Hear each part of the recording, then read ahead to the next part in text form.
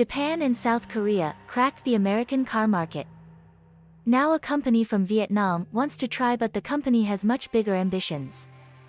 "We want to become a global brand," said Vinfast Global CEO Michael Lohscheller, "and if you want to become a global brand, you have to come to the US."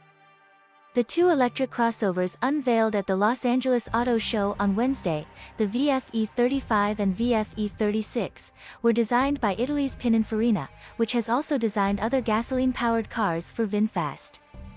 Pininfarina is most famous for its history designing classic Ferraris. More recently, Vinfast has been shifting to electric vehicles, like the small VF E34 crossover being offered in Vietnam. The Vinfast VF E35 has a driving range of up 310 miles on a charge, according to Vinfast. The E36 can go up to 422 miles on a charge. Both have a variety of semi-autonomous driver assist features similar to those available on other luxury SUVs, such as self-parking and semi-automated driving. In the United States, Vinfast will sell only electric vehicles, Lohscheller said, because that's where the company sees its largest opportunity for growth. "The electric models are based on Vinfast's own engineering," said Lohscheller. "The entire market is completely disrupted," he said, "so we're going immediately to EV only, and with that we think that the market potential is growing significantly." Vinfast is also facing increased competition from companies like Rivian and Lucid, not to mention Tesla, for potential electric vehicle buyers. Those companies could also be opening a path for a new entrant like Vinfast, said Stephanie Brinley, an auto industry analyst with IHS Markit.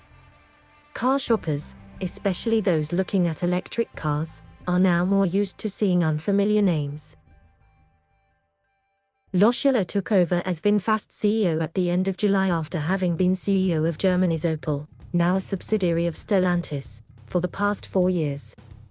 Before that, he was a high-level executive at Volkswagen. Vinfast has hired a number of executives, engineers and designers from around the world, and that should help them understand consumers in markets like the United States and Europe, said Stephanie Brinley, an auto industry analyst with IHS Markit.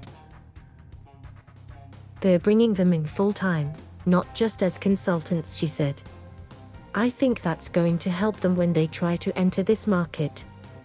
But Vinfast currently has no plans to enter China, another one of the largest automotive markets in the world.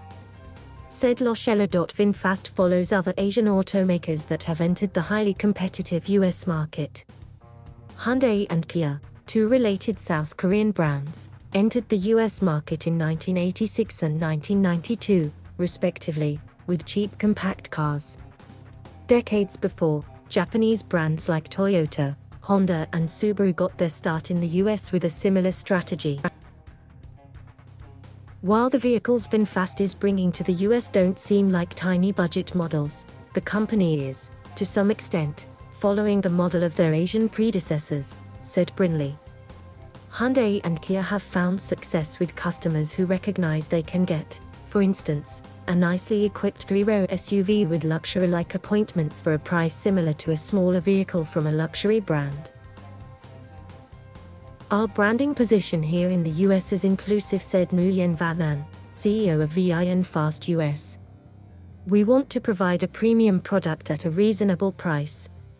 Vinfast has not yet said how much, exactly, its new SUVs will cost. In addition to the two electric SUVs, Vinfast also recently unveiled its US headquarters in Los Angeles.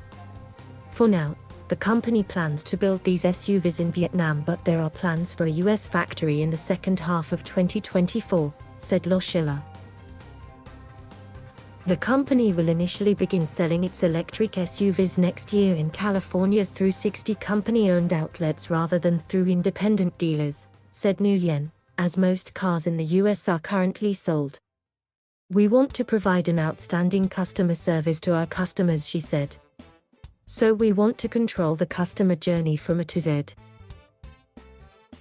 Bypassing independent franchised auto dealers, something electric car startups like Tesla and Rivian also do, has led to legal battles in a number of states where an automaker selling directly to consumers violates state laws. Vinfast plans to roll out Vinfast showrooms in other US states in the coming years, Nguyen said.